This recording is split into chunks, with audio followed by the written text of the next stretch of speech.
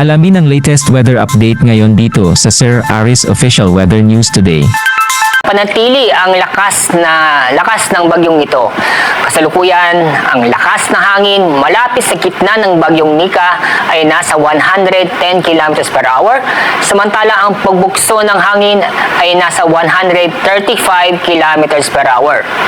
Kasalukuyan, ang layo ng sentro ng bagyong ito ay nasa 265 kilometers silangan ng Baler, Aurora.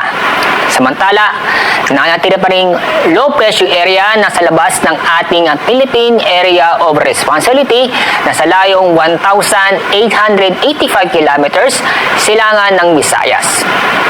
Itong low pressure area ay nanatiling may posibilidad na maging bagyo. Narito ang track at intensity forecast ng bagyong Nika. Inaasahan ngayong araw ay lalakas ang bagyo at maaaring umabot sa typhoon category bago tumama sa kalupaan. Inaasahan na pinamalakas na hangin na maaaring maabot ng bagyong Nika ay 130 km per hour bago tumama sa kalupaan.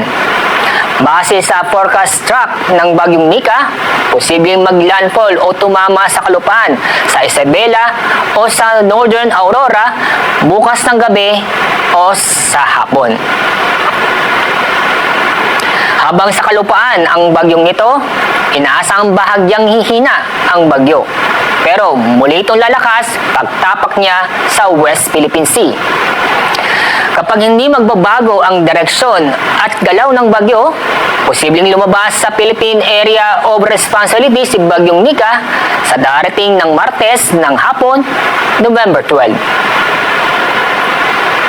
Narito ang mga lugar na sa ilalim ng Tropical Cyclone Wind Signal number 3. Ang mga lugar ay Isabela, northern portion ng Nueva Vizcaya, northern portion ng Quirino, Kalinga, Mountain Province, Ifugao, at northern portion ng Aurora.